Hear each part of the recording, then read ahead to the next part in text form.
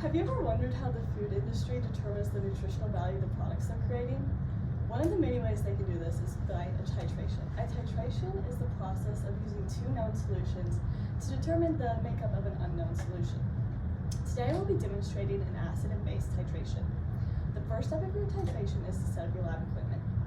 Here I have a ring stand, two burettes, funnels in each burette, a ring stand holder, distilled water, a flask, hydrochloric acid, sodium hydroxide, and phenolphthalein. The first step to setting up your lab equipment is adding in your hydrochloric acid and sodium hydroxide. You want to fill up your burettes about halfway so that you have enough to perform a full experiment.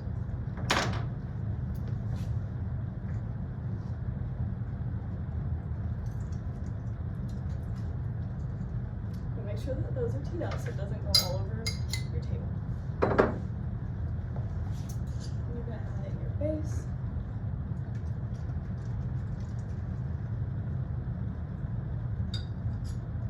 And you can take out both of your cups.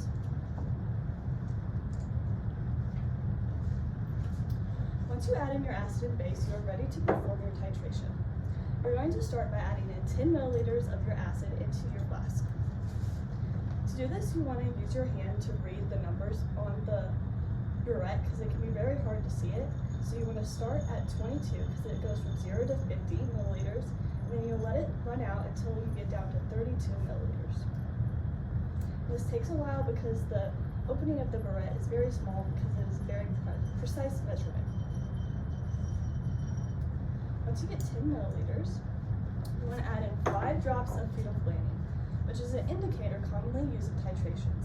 This type is a bright pink color, and it indicates whenever your reaction has reached the equivalence point, which is where the acid and base equal out. So you're going to add 1, 2, 3, 4, 5. Then you want to mix it together so that it's thoroughly incorporated. Now this solution inside of the flask is called an analyte. Once your analyte has been prepared, you're ready to start adding in your sodium hydroxide. You will see that the solution begins to turn pink whenever the sodium hydroxide hits the solution inside of the flask. And you'll also notice that it doesn't stay colorful very long. As I swirl the flask, it disappears. We are looking for a solution that has a color of a very light translucent pink.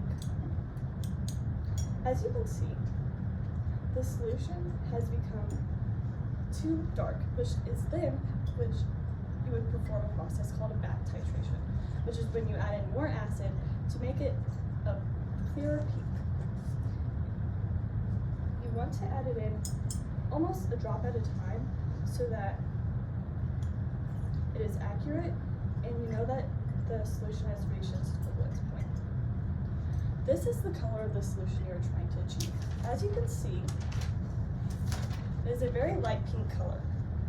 And you can often hold it up against a piece of paper so that you can more easily see the color. And you want to stir it for 30 seconds to a minute to ensure that it has reached its equivalence point and that it will hold this.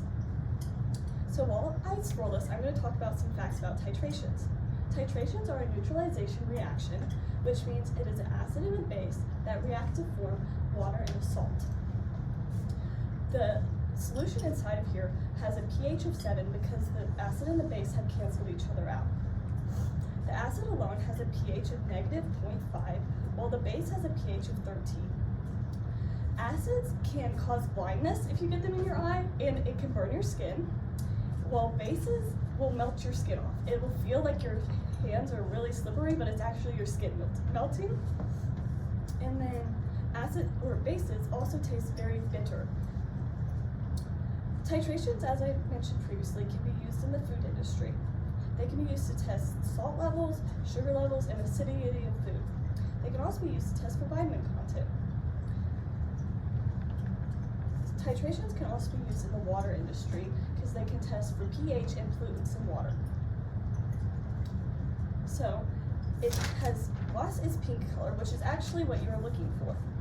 You're looking for your solution to hold its color for 30 seconds to a minute and then for it to fade away, because this is how you know that the acid and base have equaled out and that the solution inside of your burette is at its equivalence point.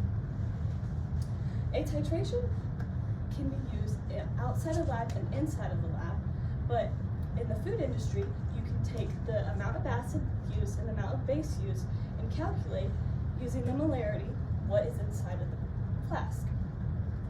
Now you know how important titration can be to different industries in the world, such as the food industry and water industry. Thank you.